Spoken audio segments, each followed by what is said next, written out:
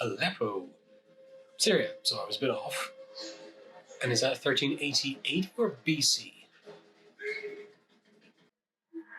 It's like a proper horror story. Oh, we're gonna get a horror episode. Hey, we're back home. Oh, she's bored. Oh.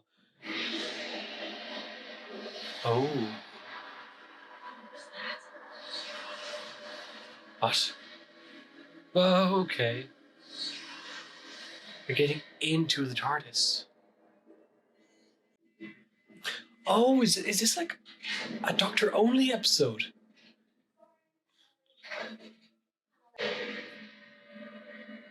Oh, that's even creepier. I thought it was going to be a robot arm. But no, it's like the fingers are floating. Oh. Okay. Just in 14th century Syria. So much time to Aurora Day. Need your help. Oh wow, they got the phones done anyway. That's good. Wait, another call. Yes. And also these like planets. Oh, they need a psychic matrix on the TARDIS again. Hey, they actually got it. Or she's there to keep it like that. The technologies keep her powers keeping the planets from interacting. Oh, it's his ship. The psychic energy he's collecting is powering her ability to keep the planets from colliding. Is that Uncle Lannister? It is. Oh. Doctor, what are you doing?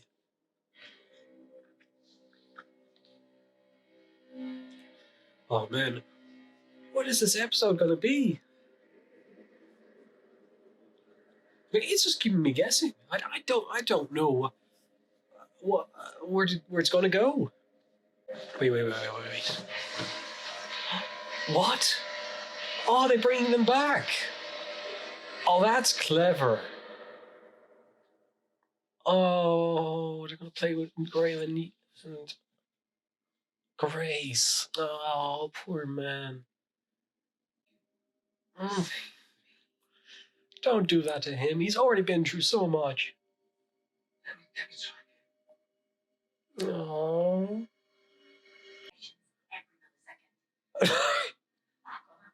Has she just been talking to herself while everyone's gone? Yeah, what the hell? Hello, Doctor. Oh, he's cool. I loved it. I love this deliberateness of his voice. I go by many names. Valiard? My preferred mortals need our games. Oh, she's dealt with immortals before. What game? The Celestial Toy Maker. It's so small. Oh, this just went from 8 to 100.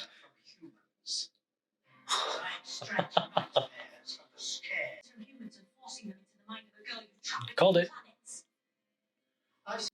You are so much. Yes. Oh. Big man.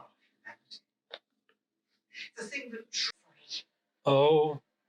I used your own technology against you. No, Doctor. I used your instincts To save someone. I just rhymed in her suit. Oh no. The creatures from another realm descended into the universe, where they were worshipped. Oh, that's cool. They sought your planets and laid a wager. Which of them could bring a planet to destruction first? Oh, that's really clever animation. Their game sowing chaos through the populace. And at the heart of the collision, they laid a prison. They trapped one creature between the planets for Damn. eternity. The other fled, vowing to return to release his eternal partner. Pause. Is it possible these guys are the same people who trapped the Satan in the pit? It's almost the same technology, trapping a deity between a planet and some sort of grand gravity well of cosmic proportions.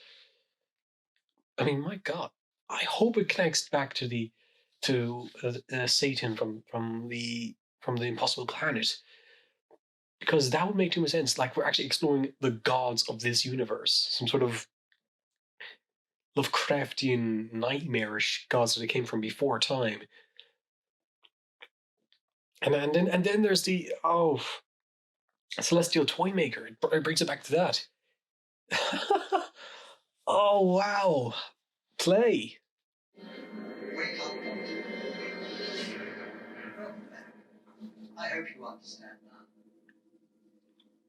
I wasn't torturing her with nightmares. So I was off. I was feeding her what she needed to stay safe. The torment of others. Pain of others. Of course. But even gods. You freaking sociopath. Wow, the doctor's interference has actually caused the things to get worse. That's a first.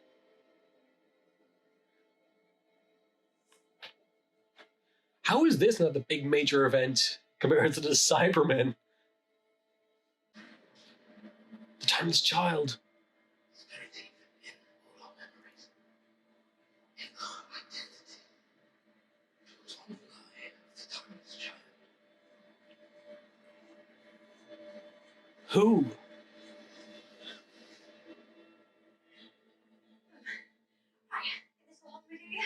Dorothy?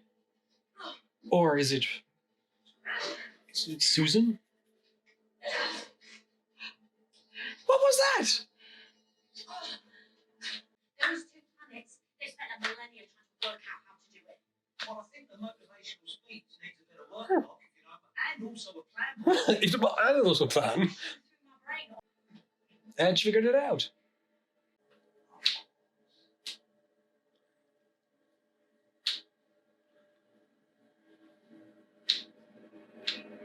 I told you, there are no bogeymen.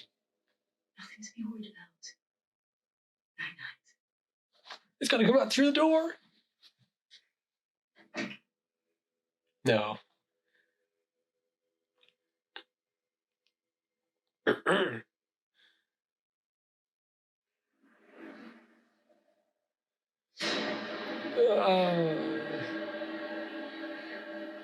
That's not true. God, he's got a chin.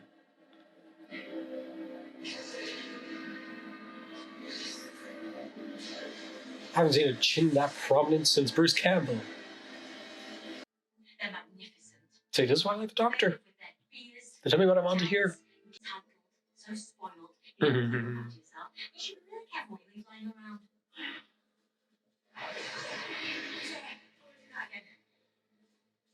Please return yours. Thanks for lending a helping hand. I couldn't resist. What's your Those people, what? Huh. That was faster. I was expecting a bit more climactic to that. Okay. Well, that's good. It's about mental health. That's actually a very nice message. Oh. Look me up for 3 years. If I'm wrong, I'll give you 50 quid. I mean, I'd say more, but the pay's rubbish. Get me the job then. Can't move it too much. So she's been feeling this for the past few years. For last season, even.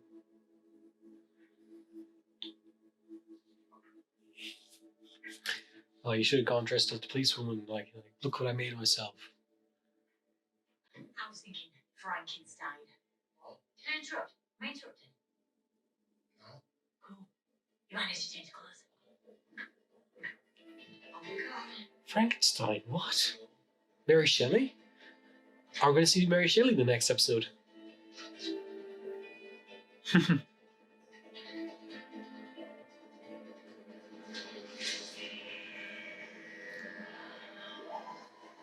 Wow, they sort of just stuck that in there at the end, didn't they?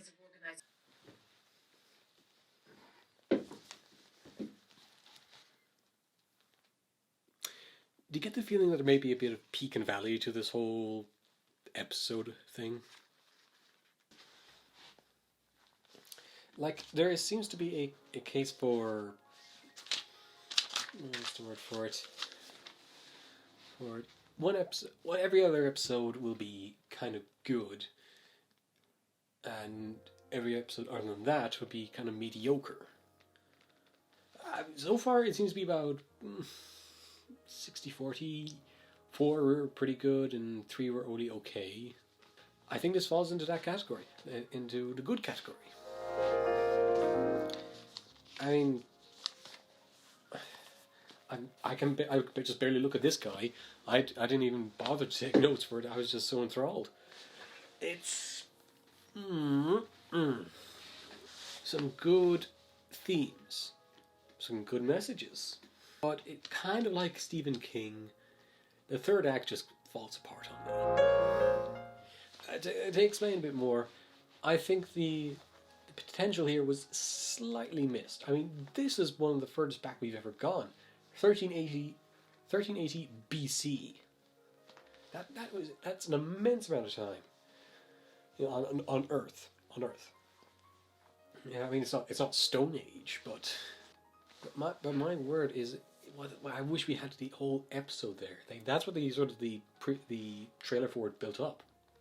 You know, it's taking place back here when back in I can't even remember the name of the place. That's how little of an impact left on me. It was just there, and I can't even remember the place of it. Now, on one hand, I've been peeved that we didn't spend more time here. On the other hand, I'm glad we got so much more development for our companions. Not a good sign that it's happening this late in the series, where we're into episode 7 of 10 of the second season we're spending with these guys, and we're only now really getting into their deeper thoughts and anxieties. I mean, we got that with Graham. That was pretty good, and we touched on that a bit with Ryan, but this is like the most development Yaz has ever gotten, and it's good. The concept of that she suffers some sort of social anxiety or a case of unfulfillment, where she requires that sort of talk therapy to engage, to be open. But I think she actually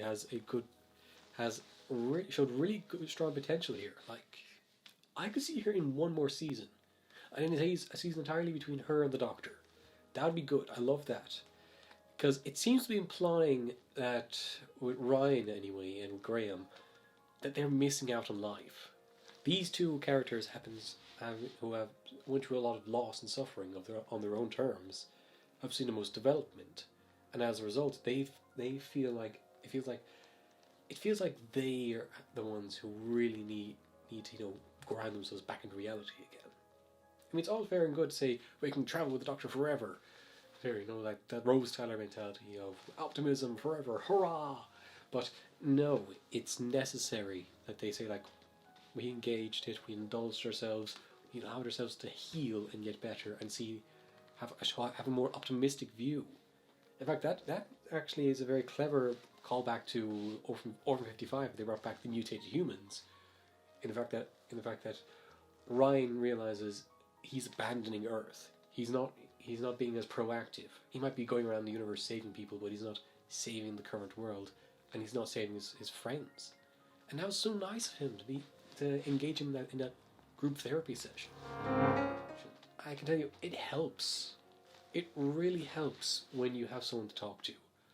It helps when there's someone there who will not even talk to you, but just to listen to you.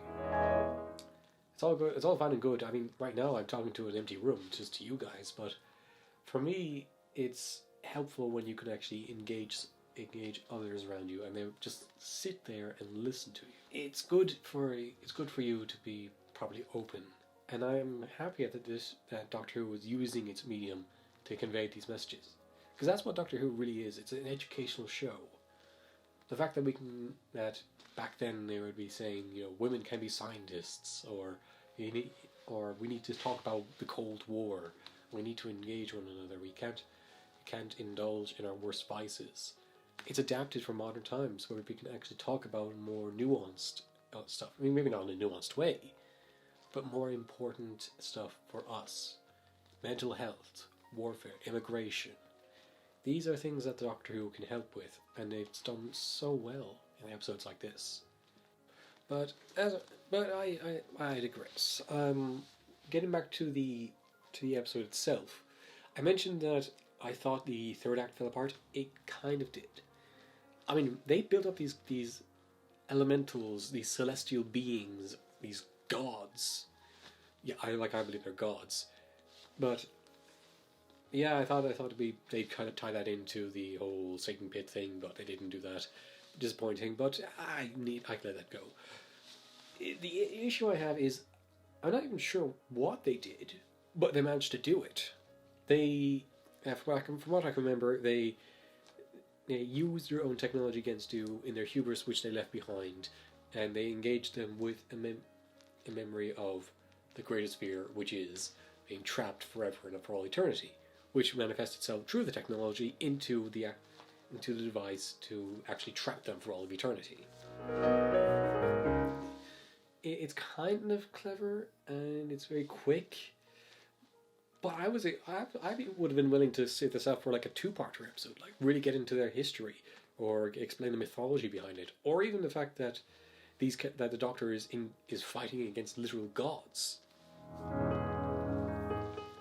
which is, we had the Doctor fight against Satan himself, itself. We had the Doctor fight against Satan itself. But here it feels like, gods, taken care of, whatever. So it did feel a bit underwhelming, especially because he had these really cool designs and they had this really cool backstory. That animation, whoever came up with that is a genius. Explore that more. I want more of that animation where you can actually tell the story through it. Or use CG animation, use other methods beyond just plain exposition. I mean, this was exposition, but it was fun exposition. It was artistic exposition. Like, you could watch it on mute and you'd get what's going on. But beyond that, I feel as though it lacked a certain. I mean, it was good for that first half, where I was wondering, where are they going with this? We're going across time. But they never really explained why it was going out from 1380 BC to, modern day. I mean, it could be just a case of that was just a trap. I think it might have been a trap whereby these gods realized, okay, we can attack the Doctor in modern times, and as a result, the Doctor will feel compelled to defend her companions. We can attack her in the past, in which case we create a mystery. We can create a mystery for her to investigate. And as a result, she will be then led to the spacecraft. Of course, they never really explained why the Dark One couldn't really, get her out himself. Was the fact that the gods couldn't use the technology? Was the fact that they weren't really in this environment? I hope it comes back a bit more, because they keep dipping in their toes to the whole timeless child thing. And I'm hopeful for this Cyberman episode, if it's the finale, it's going to be it's going to be blown wide open like Bad Wolf. Like, we keep dipping our toes in every other episode, and we suddenly get a full-on explanation. Like, whoa, that's what it was. Some people are showing a bit of frustration, not frustration, but trepidation. They're not sure if Doctor Who is going in the right way, or if it's actually doing what they expect it to do. And that's understandable, but I have faith. I've adapted to understand that not everything is perfect every episode, every season, but the next time it's always a work in progress. There's always going to be the next season where they're going to be like, okay, that didn't work out, like this case. That didn't work out. We need to involve some stuff or leave out some stuff. I do hope Ryan and Graham sort of finish on a satisfying note where they're like, we're done our bit. We've realized they've realized actually how dangerous this is. I'd like to see Yaz stick around, like, you know, she finds self-fulfillment. How awesome would it be if she actually becomes a sort of intergalactic policewoman? Like, she goes off and does this thing and decides, you know, I'm staying here. I'm staying here. This is what my environment. This is where I live. Sort of like Leela from the Fourth Doctor era, or Mickey when he was stayed in a parallel universe. You know, they're willing to make that sacrifice because that's what's necessary, and that's what they've come to expect of the Doctor, so they expect it of themselves. I dare say this is probably a marked improvement from the previous episode. In that I think it was a bit more balanced as the episode went on. It was certainly getting a bit cluttered, sorry, and as a result, you're sort of losing the characters into the plot, and to a point where I'm not even sure why the friend was there, why he needed to come along, but it was good. It was good to get all the. It's good when the story actually remembers the companions and actually involves them. Not just leave them as cursory characters sitting in the background doing whatever, but actually being involved within the plot itself by contributing to helping other characters and interacting with others that make that advance the plot. But speaking of untapped potential, I'm looking forward to the next one. Mary Shelley, Percy Shelley, Lord Byron, Dr. Polidori, the actual writer of of Vampire. Yeah, look it up. Dr. Polidori is the actual one who came up with the concept of the vampire, and I really hope it's actually like some sort of monster episode, or like I remember actually a issue of Doctor Who Adventures, this old not comic book magazine, that had a sort of had these occasional comic book pages where the Doctor goes on adventures and it's all sort of drawn out, and in one episode. One adventure, he goes back in time to 1832, comes across this monster standing at an electronic device that's creating a storm. He stops it. This young woman comes out to investigate what's happening, and she gets caught in the crossfire and she gets knocked out. As a result, both of them carry monster relinquishing power from the machine, gains a stable mind back, returns home, and they actually question, you know, who is this person? You know, what's this connection to the whole thing? It's like, I don't know. It cuts to Mary Shelley, 1832, to like 1831 or something, and they're saying first edition of Prometheus, Frankenstein, the modern Prometheus, and from looks of it, they got the costumes, and they're going to be going old school 19th century Dickensian costumes. That's good. I'll have a chance to expound upon. It felt like a good episode.